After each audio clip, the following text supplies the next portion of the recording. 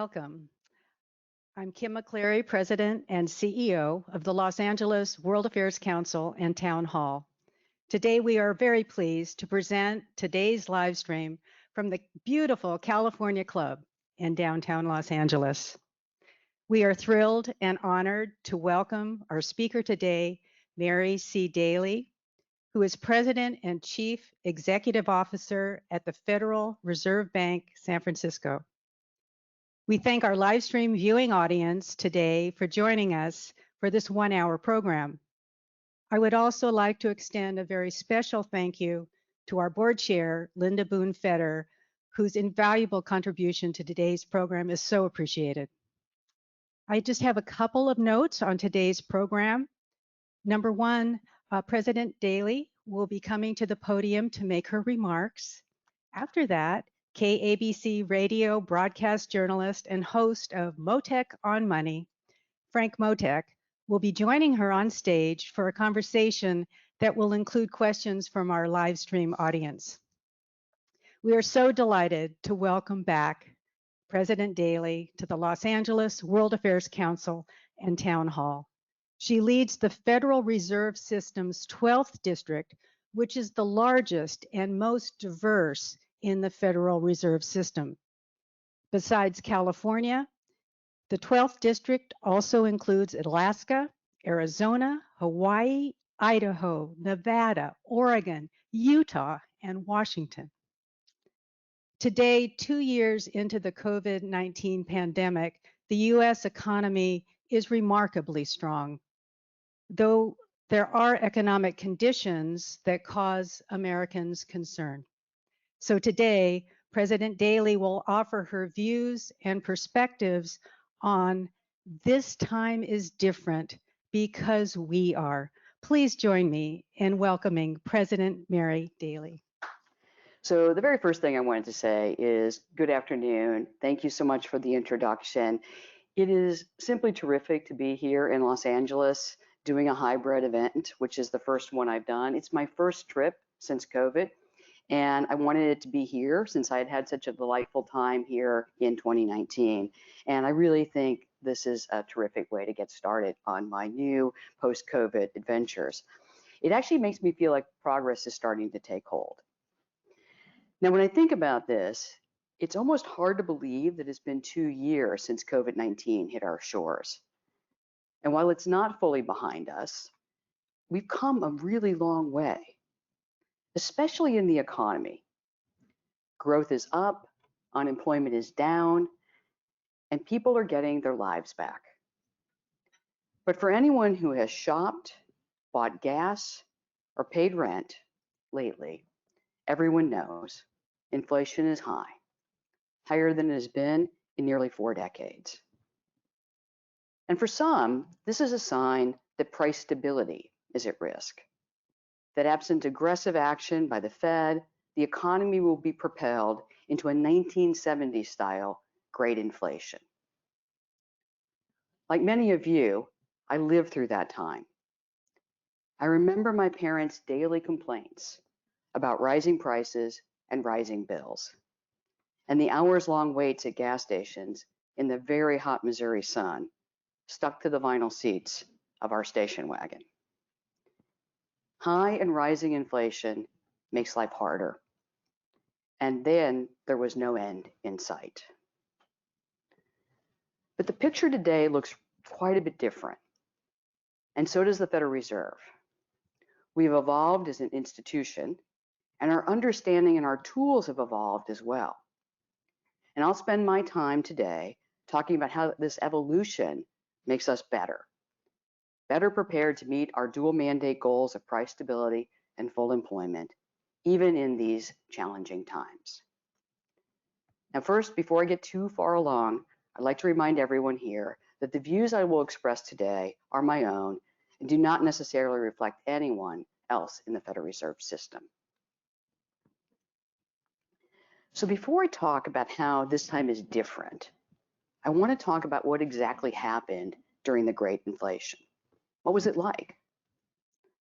Well, from about the mid-1960s through the early 1980s, American households faced an unrelenting rise in prices. And the worst of it came in the 1970s, when the cost of living for the average family more than doubled. The stress in our nation during that time was palpable. Businesses and families lost confidence, and many struggled to simply make ends meet. And people collectively wondered, how did this happen? The answer, of course, is complicated. But I want to focus on a few factors that I think are particularly relevant for today's discussion. The first has to do with fundamental economic changes and our inability back then to measure and understand them in real time. For example, after decades of rapid post-war GDP growth led by booming technological advancements and rising labor productivity, US productivity growth had started to slow. And this meant that the capacity of the economy to expand without spurring inflation was far more limited than it had been in previous decades. And at the same time, the labor market was changing. Young baby boomers were joining the labor force in very large numbers and altering the age composition and the dynamics of the workforce. In particular, they were taking longer to find jobs and churning through more opportunities as they found their preferred path, their very right path. And this behavior, which is completely natural for young people, increased the steady state rate of unemployment, a benchmark policymakers used to judge how close the economy was to full employment and full capacity. So looking back, with the advantage of hindsight, it's clear that policymakers missed some critical shifts. Without the data, the tools, and the focus on real-time monitoring, they and macro forecasters more broadly expected the economy to behave exactly like it had before, and for inflation to fall as the economy and the labor force grew. And these views, in part, kept the Fed from acting forcefully to offset rising inflation. But the story doesn't end there. The Fed's policy misses were amplified and perpetuated by institutional factors and by its own communication strategy. Let me start with institutional factors. At the time, there was a very tight link between wages and prices. Many employment contracts included automatic cost of living adjustments, or COLAs, which meant that when prices went up, wages immediately followed. And firms then passed on these increased labor costs to prices, and so it went, again and again, in what became a self-perpetuating upward inflation spiral. So when two oil price shocks created even higher inflation, prices and wages grew in near lockstep. And here is where the Fed's own communication practices exacerbated things. The Federal Reserve and many central banks at the time held the view that transparency and communication were more costly than beneficial. Central bankers actively avoided sharing information, believing that such communication might constrain their ability to nimbly adjust policy, or even it could dilute its impact. And because of this, the Fed operated largely behind closed doors. The public became aware of Fed policy actions by watching how markets reacted following the Federal Open Market, or FOMC, committee meetings. And the main source of information that market participants, households, and businesses had about the Fed's commitment to price stability was what they could glean from incoming inflation data. The result was actually quite predictable, and I'll direct your attention to this slide. The more inflation rose, the more consumers and businesses expected to rise. And you can see this in the green and blue lines, which show two measures of price inflation, and the red line, which shows inflation expectations. As inflation moved up, so did inflation expectations. And these expectations of future inflation were then built into wage and price contracts. And before long, inflation dynamics and future inflation were deeply intertwined with inflation psychology. and with the Federal Reserve offering very little guidance or reassurance that it would do something about it, the situation snowballed. And it wasn't until the Fed implemented a series of steep interest rate hikes under then Chairman Paul Volcker that inflation finally started to recede. Now, shifting back to today, inflation is high again, and many are concerned that we could soon be facing another long and painful period, followed by another long and painful correction. But that's actually not what I see, and I'd like to explain. You've heard many, including me, talk about how inflation itself is different this time. It's been pushed up by pandemic-related imbalances between policy-supported demand, which has remained quite robust, and COVID-disrupted supply, which has been very, very slow to recover. And both of these factors should recede as the pandemic weakens its grip, lowering some of the inflation pressure that we see. The economy, or the context for this inflation, is also different. There are weaker links between wage and price inflation. There's greater global price competition.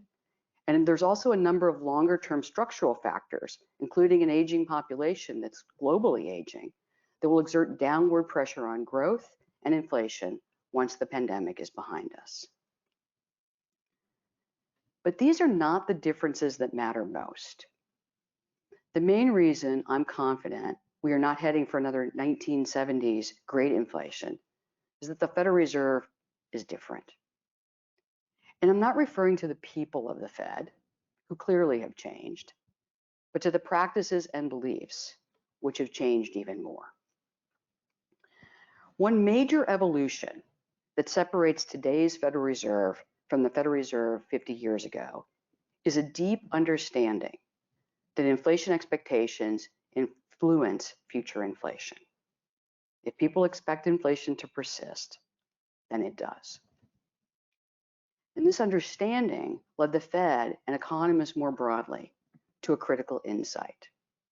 In order to manage actual inflation, policymakers also have to manage inflation psychology. The Fed has to enlist the help of households, businesses, and market participants in the job of fighting inflation by communicating with them about its commitment to price stability and its plan to achieve it. Acting on this insight required a radical transformation. The Fed had to break open its black box of decision-making and embrace transparency.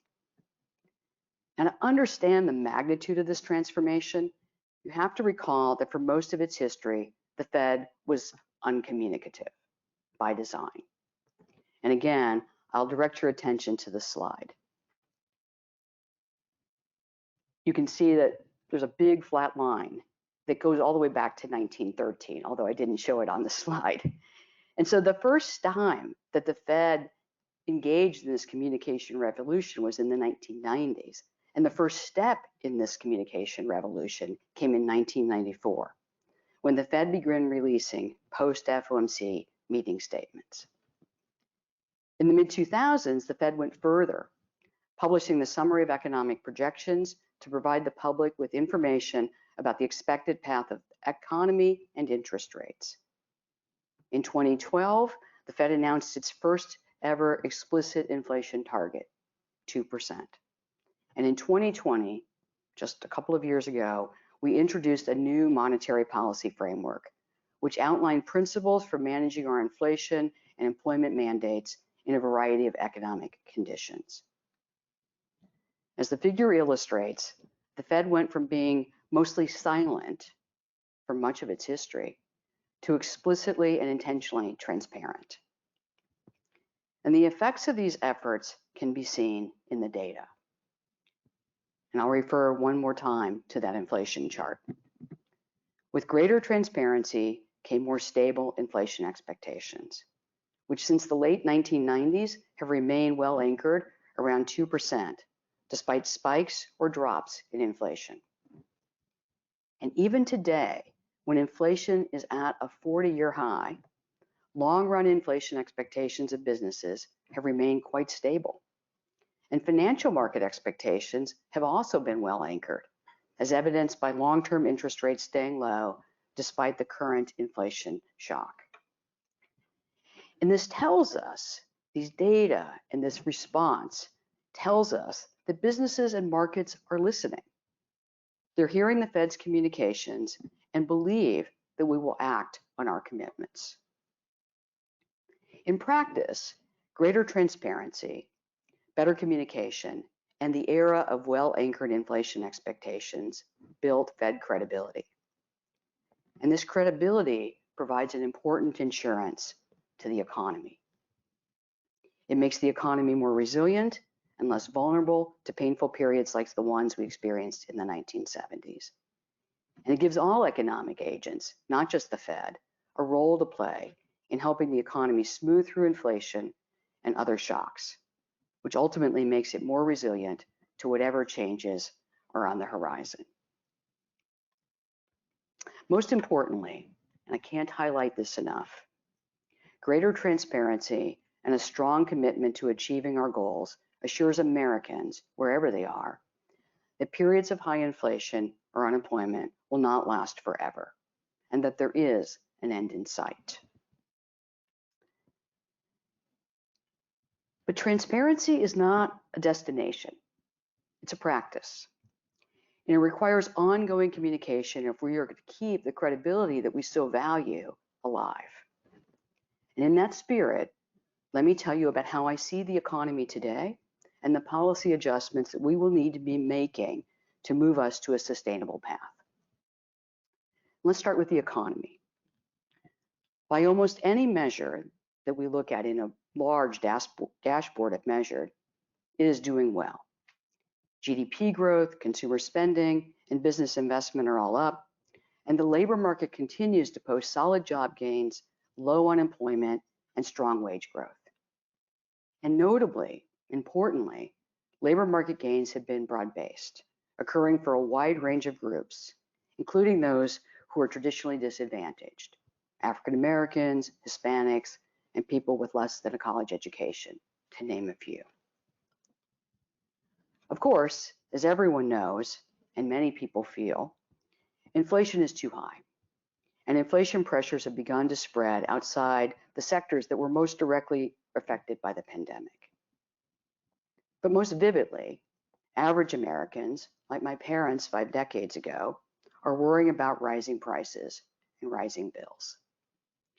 And this means it's time to move away from the extraordinary support that the Fed has been providing during the pandemic and bring monetary policy in line with the challenges we face. So absent any significant negative surprises, I see our next meeting of the FOMC, which will be held in March, as the appropriate time to begin this adjustment. The timing and magnitude of future funds rate adjustments and balance sheet adjustments will depend on how the economy and the data evolve. And this will depend on how well we transition from pandemic to endemic, not just here in the United States, but globally, how much and how quickly supply chains recover, how rapidly workers sidelined by health, family care, or other COVID-related barriers return to the labor force, and how quickly the fiscal boost, which helped so many people get through the pandemic, how quickly that fades now that the pandemic is moving behind us. We will be closely watching all of these developments and let the data determine the appropriate path of policy. And as we adjust policy and move into a post-pandemic world, we will also have to keep in mind that many of the challenges that existed prior to the pandemic will likely still be with us. And notable for policy are slower global growth, less monetary and fiscal policy space, and the associated downward pressure on inflation that those two things bring. Against this backdrop, the next few years will require what I call focused awareness. Focus on bringing inflation back down to levels consistent with price stability and delivering a labor market that works for everyone, and awareness of the uncertainty that lies ahead and the challenges that are surely before us. Let me conclude by telling you what I see as the main lesson of the Great Inflation. For me, it's really not about the Fed. It's not even really about economics. It's about humility. It's about knowing that ours is an economy in constant transition, and that none of us knows for sure what the future holds. We need to move forward with confidence in our policies, our tools, and in the credibility the Fed has built. But we also have to remember that evolution is not static. And to meet the needs of a constantly changing economy, we have to be constantly changing ourselves. Today's Federal Reserve looks different than it did 50 years ago. And I suspect it will look different again in 50 more. And that will be a good thing. It will mean the evolution continued, and that next time will also be different. Thank you. President Mary Daly, for your speech, and now I have this honor to ask you a few questions here and some questions from our global audience as well. Thank you so very, very much for making this possible today. Thank you. Madam President, you reminded me that my father had a 1966 Impala with the vinyl seats as well. And I remember his conversations with neighbors in the 70s, and he called it not the prime rate, but the crime rate when it went up to 21.5%. What is your outlook for interest rates this year? So my outlook for interest rates is that they will be moving up off the extraordinary accommodation that the Federal Reserve rightly provided during the pandemic. They'll be moving up to a level that's more consistent with where the economy is. You know, as I mentioned in the speech, I expect our first movement in that place to be in March at our first meeting, and then us to have subsequent increases in the rate as we go forward through the year. The end point at the end of this year, it's too early to call because we have so much uncertainty. Will we fully move from pandemic to endemic? How much will the fiscal roll-off temper spending? What's going to happen to the supply chains? And now we have additional geopolitical risks. So the end point is not completely certain, but the path towards an economy with tighter monetary policy that is right-sized for the fact that the economy is growing on its own. It's sustaining itself, and we have to be mindful of that so that we can get inflation down and supply and demand back in balance. I know you're on Face the Nation. Recently, things have been changing so quickly, and you did have something to say about your expectation for that rate hike in March, which you're expecting. And now that you're facing the World Affairs Council Los Angeles and Town Hall, can you give us an update on your expectation and what do you think should be appropriate for the hike in March? Sure. You know, when you look at what's out there, the world is filled with uncertainty, but we don't have anything that is a negative surprise that is so deep that we wouldn't want to move the policy rate up. So I still expect, barring any negative surprises that come between now and our March meeting, that we would lift off from the zero lower bound, we would move the policy rate up, and then we would start a process of subsequent increases that would get us closer to a neutral. But exactly how close to neutral we'll get depends on all of these uncertainties that you mentioned. You're right, the news is fast breaking, and so that's why the Fed is committed to data dependence. If we're data dependent, then we're looking out and seeing the data, and that is the right way to respond to so much uncertainty. And speaking of the news, it looks like inflation is off the front page here with the Russia-Ukraine crisis very much in focus. So will this situation dissuade the Fed from raising rates next month? Well, geopolitical risk, whatever it is, whether it's this situation or previous situations, creates quite a bit of uncertainty in the economy, even when it hasn't materially affected the economy. And I'll be watching the data closely, but I don't see anything right now that would disrupt our plans to move the rate up off the zero lower bound, because the economy has already got pressures on inflation. Inflation's too high. I think everyone sees that, and we need to get that in control, and we need to get demand and supply back in balance. So I see the geopolitical situation, unless it would deteriorate substantially, as part of the larger uncertainty that we face in the United States and our U.S. economy, and we'll have to navigate that as we go forward. But I don't see it today disrupting our plans to lift off. what is your view on how many rate hikes there will be this year, and to what extent? We've seen various predictions: 2, 3, 4, 5, 6, 7, 8, 9. No, it's really running the entire numerical distribution at this point. And I think what that tells you, and I think this is a really important point that I'd like to highlight. What that tells you is that everyone looking at it is looking at the uncertainty we face and then trying to figure out, okay, with that uncertainty, what would be the appropriate path of policy? Here's where I am today. But again, reassuring everyone, reemphasizing for everyone that I'm very data dependent on this.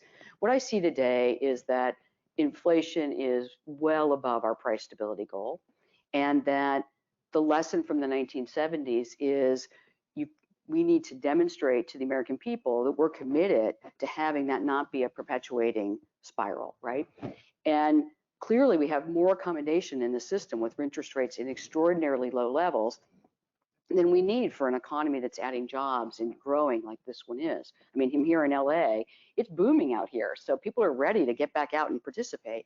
So with that in mind, then raising rates at least, 4 times at least would be my preference, but it most likely will mean more than that unless, of course, we get the Ukraine and Russia situation pulling back demand, we get the fiscal roll-off being more, consumers being more sensitive than I currently forecast, or the supply chains recover more quickly.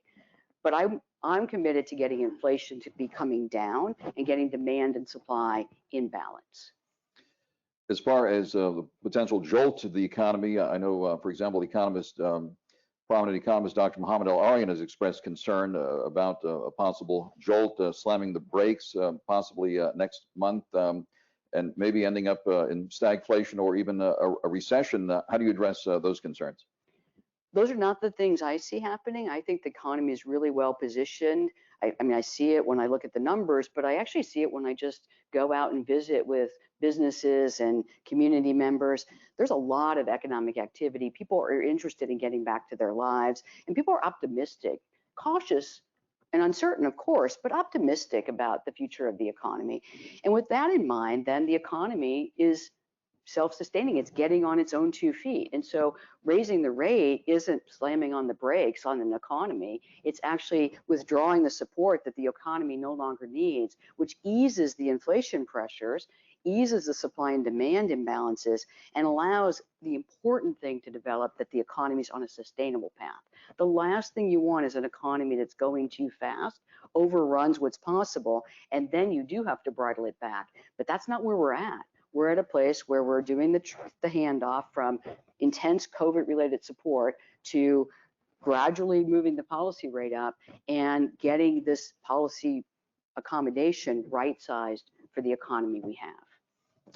Coming off the Great Recession and before the pandemic, there was a lot of talk about unwinding the Fed's extraordinary programs from the Great Recession, and that was supposed to be looking like paint drying.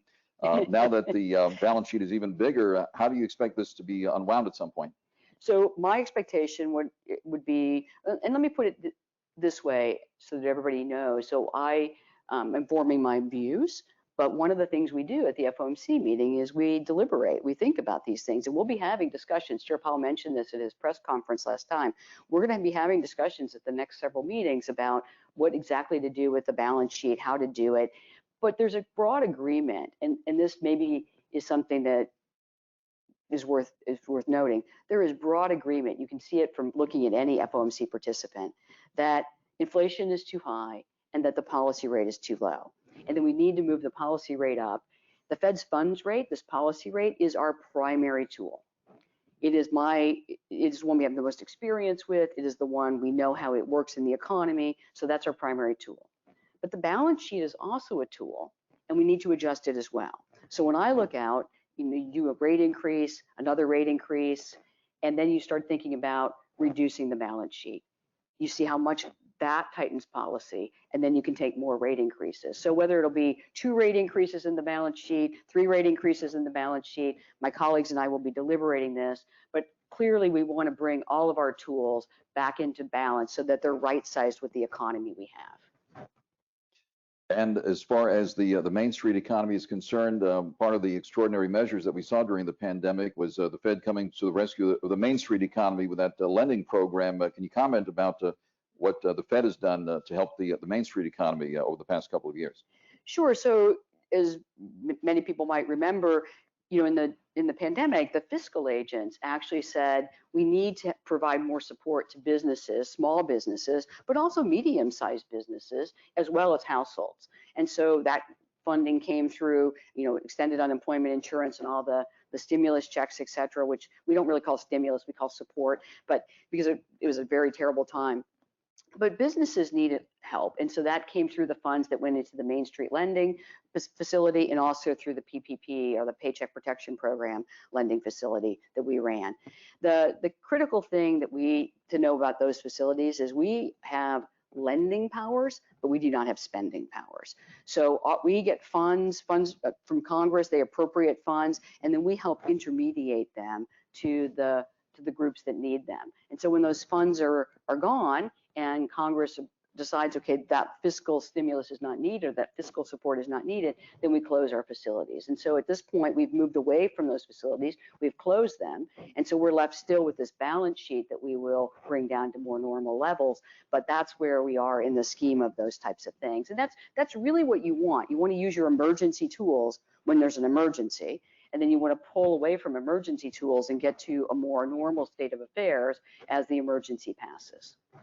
And there was quite a word salad of programs, right, that were created during the pandemic. And prior to that, during the Great Recession, you had TARP and HAMP, and I think you had BARF. And when I told that to Treasury Secretary Paulson, he said, "That's what I did." Believe it or not, that's what he said. But tell us about those extraordinary programs that came together largely through the experience of the Great Recession. And was it fortunate that you had some of those other programs in place and that experience to get through this situation? Well, experience, even if hard-earned and sad, I mean, the financial crisis is nothing to celebrate about, and so, but we did learn a lot from having to do extraordinary things then. And I think that's what I talked about evolution, right? We live in a world now that looks different than 50 years ago, and we realize the importance of, and always have, about, the Fed is a lender of last resort. It's meant to step in when markets break, because if markets break or they dislocate, which they did in the early part of the pandemic, the Treasury market, which never really suffered, and so the Fed goes in. But the Fed doesn't just work for Wall Street. It's actually working to help intermediate congressionally appropriate funds to all parts of the country. And that's our role, is to help that intermediation. And will we learned from the Great Recession, we'll learn a lot from our pandemic support, and then we'll go forward and be ready for the next crisis, whatever that is, hopefully not for a long time. The critical thing, though, is that for everyone to kind of understand is that those are emergency packages. Those are emergency programs. They work and they're appropriate in the most dire of our circumstances for the economy. And then we go back to things that people normally expect from the Fed. And our toolkit really is the Fed funds rate. We move that and other interest rates follow. And then our other really priority tool is communication. Whether you call it forward guidance about what we're going to do or just transparency and communication, the idea that we're going to be out there and talking about where the path is headed, to my mind, or when I talk to contacts, business leaders and households, that's what they want to know. They want to know that we're on it, we're going to get inflation under control, get the economy in a balance, and also what's going to happen to my interest rate. Those are the two things that really help economic agents more broadly fully participate in the economy. And of course, in the 70s, this kind of an exchange was unthinkable. And we really appreciate your clarity on these important issues. I remember having a conversation with my great mentor, Paul Kangas, on the Nightly Business Report when Alan Greenspan was the Fed chair, and trying to decipher what he said. We jokingly said we needed a green Spanish dictionary to figure out what was being said. So we really appreciate this chance to speak directly to you. And of course, the Fed is not only concerned about inflation, but also the job picture, and a lot of interesting things happening on the labor front with the Great Resignation happening. It's getting a lot of attention. What are your thoughts about where we are with the job picture at the moment? Sure. So The job picture is, let's start with the things that are really good about the job picture. We are adding jobs. The labor market was very hard hit, as you remember, when COVID came and we went back, and the service sector was in particular hard hit because there's a lot of in-person contact that was prohibited, and then firms don't hire, they let go of those workers. They say, we can't afford those workers, we're just barely going to be able to make our rent and get through this, right? And so that was a very challenging time. So if you look at the labor market now, it's remarkable that we've made so much progress. In this great resignation, I want to say a few things about this great resignation because we've done a lot of work on this, my colleagues at the San Francisco Fed have, and here's what we learned. It's less about epiphanies and lifestyle choices and feeling like maybe it's not even what you want to do to work, and it's much more about people, kind of leaving because they have to take care of kids, they have to think about their lifestyles, they have to think about, maybe I want to reposition, maybe I want to move, maybe I want to do other things. So the great resignation is also about the fact that lots of people got thrown out of their jobs when the service sector collapsed.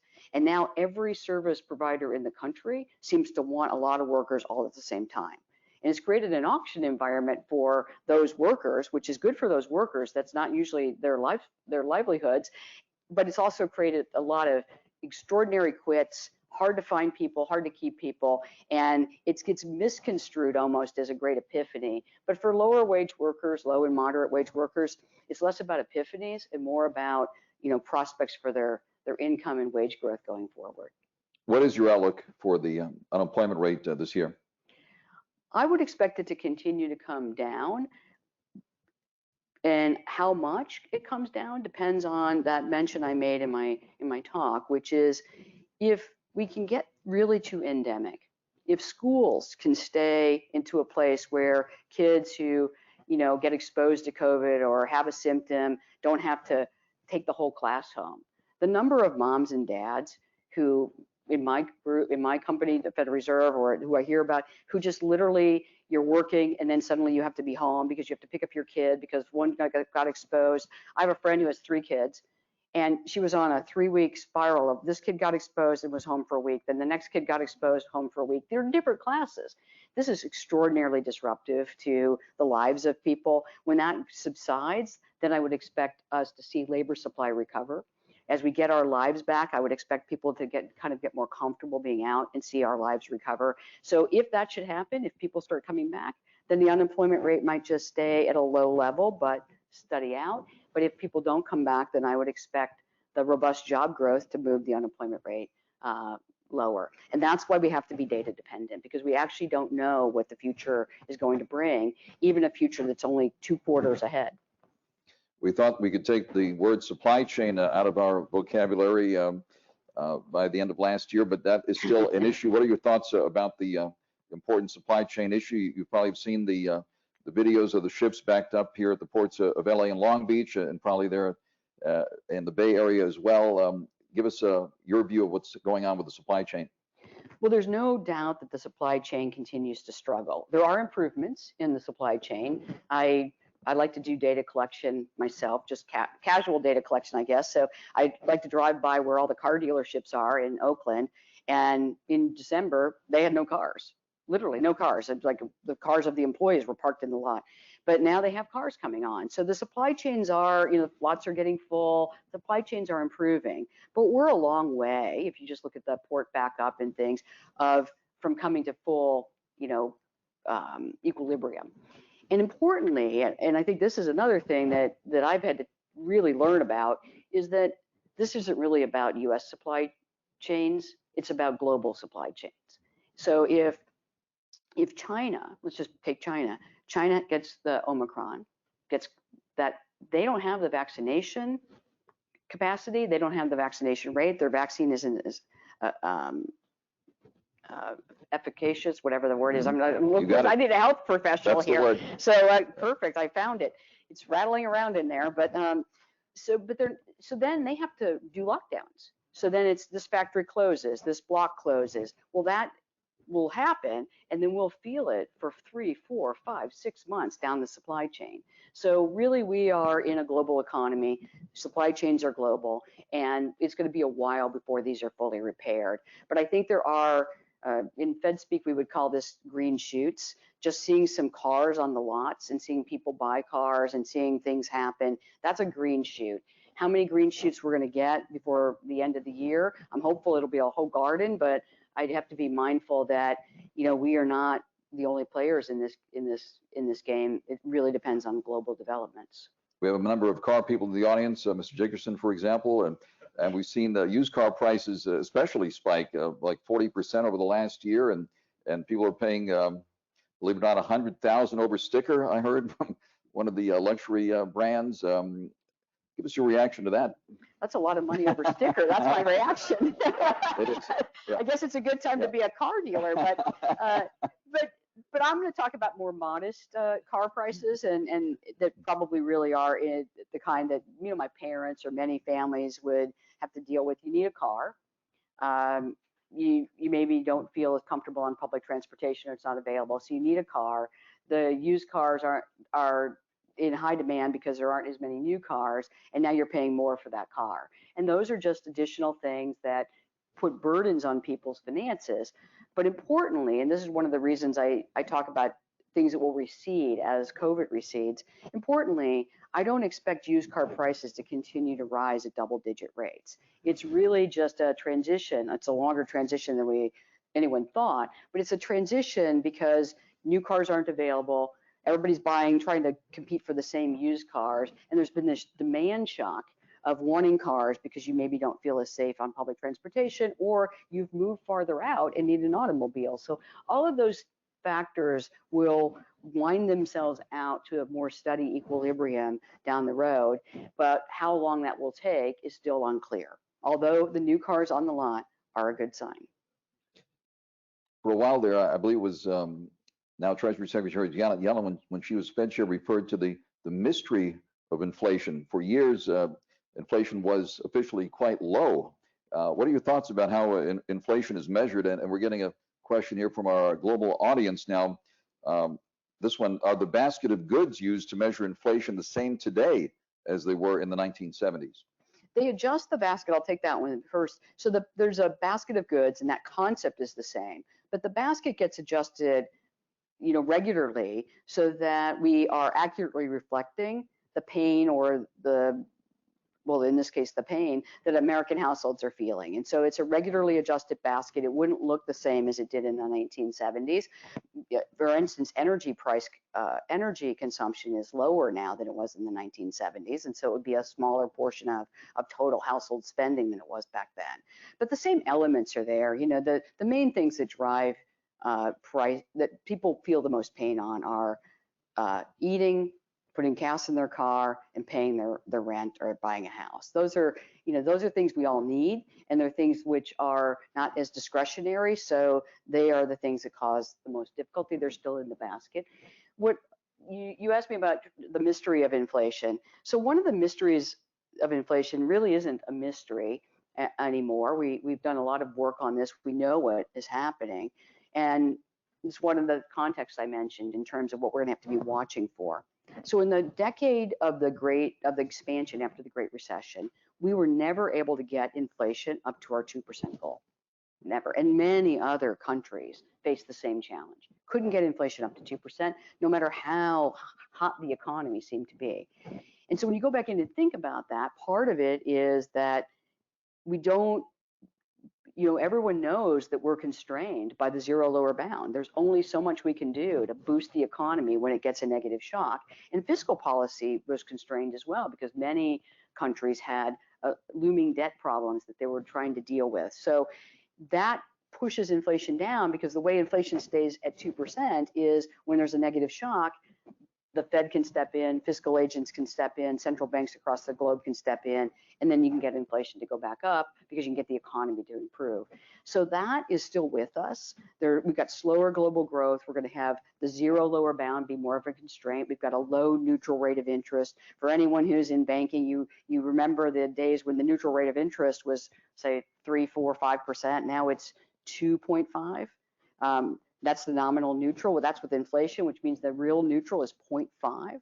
That's a really low number. And so you're very susceptible to being pushed to zero. And then we have run out of policy space. And I think one of the lessons that comes out of the pandemic, though, is that we might not have as much policy space on the funds rate, but we have a lot of tools that we can bring to bear. And those tools have been successful at spurring the economy forward. And we can adjust now to bring that policy rate back down or push it back up and get inflation under control. So the mystery of inflation, as Janet said, or Treasury Secretary Yellen, she's a friend of mine, so I always say Janet, but that's okay. But Treasury Secretary Yellen, it's no longer a mystery, but it still is a factor. And we have to be mindful of that because we don't want to be back in a situation where inflation gets below 2% again, and then it's harder for us to get it back up. Japan still suffers from that tragedy of having inflation that never moves. Right, and the word transitory was removed from the Fed vocabulary, it seems, as it relates to inflation. Can you give us some insight on the discussion about that?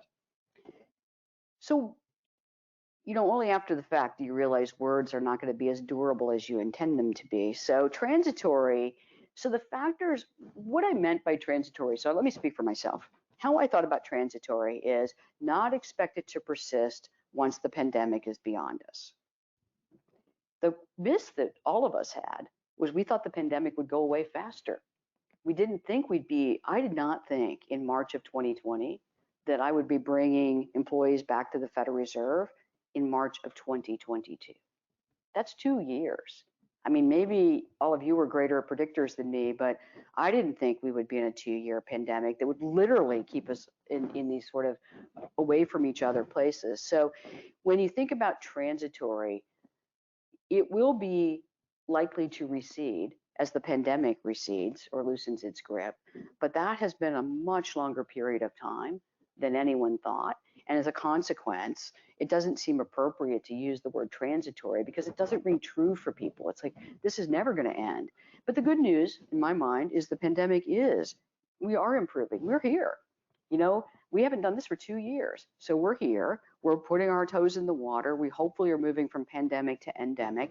And as we get those things, then those will actually start helping supply and demand get more in balance and be one of the factors, along with the Fed and along with the other things we've talked about, that will temper inflation as we go forward. One area of concern at the beginning, and there were some ominous predictions about this, was commercial real estate. And obviously there are a lot of big changes in that world still with the slow return to the office and all of that. And then on the residential side, we've seen record high prices fueled by record low mortgage rates. As rates begin to come up, Madam President, what do you see ahead for real estate? So let's back up for a moment. We were just talking at the lunch before the event that, for commercial real estate people, March 2020 they were white knuckle. They were like, oh my gosh, what's going to happen? And what I saw, and I saw this in all the different capacities I talked to, is that people are pretty entrepreneurial. They're getting out there, they're figuring out, okay, I've got this space. I'm making a prediction it's unlikely people are going to come and occupy this space. So what can I be doing? How do I repurpose space? How do I get into other building opportunities, other rental opportunities where I can take advantage of where the economy's going, not where it's been? So is there more transition to be taken? Are there going to be, repositioning on commercial real estate? Surely, absolutely.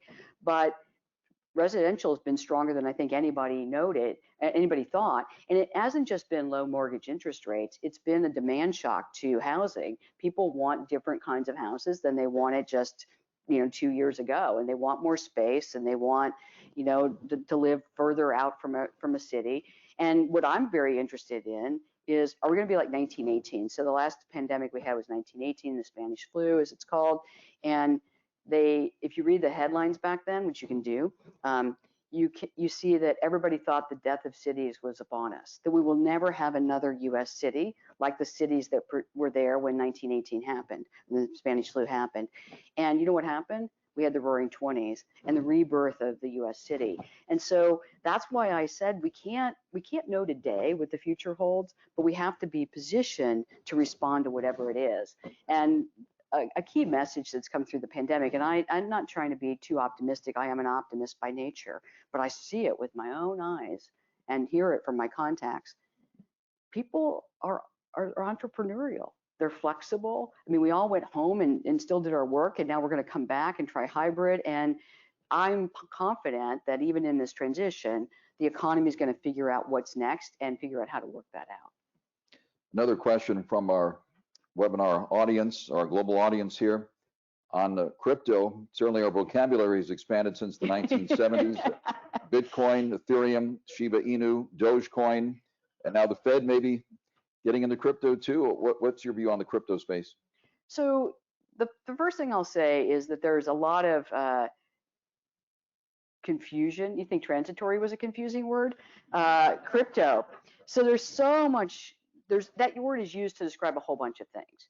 So Bitcoin is not the same thing as a digital currency. It's nothing like a currency, it's an asset. So you can, it doesn't expand as the economy grows, it's got a fixed limit, its price fluctuates, right? So that's an asset, and it's a kind of investment tool. And you can also use it for a medium of exchange, but it's still an asset like a stock. So then there's these stable coins, but they're not all that potentially stable. And so I think that's another oxymoronic little twist of a phrase. And so, but they're a new thing, and they actually solve problems that many people would like solved. The efficiency of exchange, the ability to have something that can go across border. So what I see when the Fed issued this white paper, when I think about digital currency or the evolution of digital exchange, it's really what are the use cases that people need? And then let's stack those against the risks that are there, like having a single ledger that has everybody's number in it for exchange, or importantly, thinking about fraud or a criminal activity. You have to think about all of these things, privacy. So you end up with a time period where absolutely the world is changing. Absolutely, we're thinking about all these, and this Fed is actively studying these issues. But this is a place where going slow allows you to go fast, and going fast can be extremely disruptive. So how I think of it right now is it's really important for us to start using very precise language about what these different aspects under crypto mean, and start then thinking about regulatory issues, risk issues, and where and when central banks should be involved. And certainly in the financial world, Bitcoin and other cryptos have tremendous fans and huge critics. Maybe you can give us some insight on the discussion at the Fed. Is that the same situation there among Fed policymakers, the big fans and big critics? Well, central bankers are actually really boring. We don't tend to be fans or critics. We tend to be students and geeks, and we're studying. And so it really goes back to, we just are, our teams are working on what's the taxonomy? What's Bitcoin? What does it look like? What are the risks associated with it? What's stable coins, and what are the use cases, and what are some of the concerns?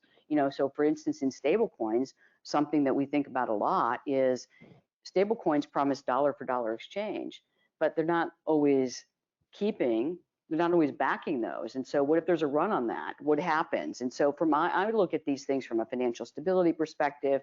What's going to happen? Is there systemic risk? Right now, it's a small part of overall financial markets, but those are the things that we need to watch. And you brought up the financial crisis. I was working at the Fed during the financial crisis as an economist. The big lesson from the financial crisis, since we're talking about lessons from history here, is that we need to be looking ahead and studying things that might have a very small impact on the market today, but actually, as they grow, could be a vulnerability that we need to be incredibly knowledgeable about. So things that are helpful, financial intermediation, the innovation in the financial system, that's critical. Every history book will tell you this, every research paper will tell you you have to have it in order to continue to help the economy grow. But if you're not mindful of the risks that it brings, and you're students of that, and you think about how to manage it, then you can find yourself in situations like the financial crisis where looking back, it seems easy, but you didn't see it going forward. And I think that's where my mind is on crypto, stablecoins, Bitcoin, digital currencies, is what are the use cases, what are the risks, and how do we manage it as we go forward? what are your thoughts about the underlying blockchain? Unlike the internet, which everyone was eager to get on, are we seeing people eager to get on the blockchain? I don't know too many people that are actually using it, but what are your thoughts about that blockchain technology that everyone's talking about? Well, that's another thing that I think, I mean, I will just use self-reflection. I had to really work to study all of these things because people often use blockchain, crypto, stablecoin, and all these things, Bitcoin, in the same sentence as if they're the same things. Blockchain's a technology.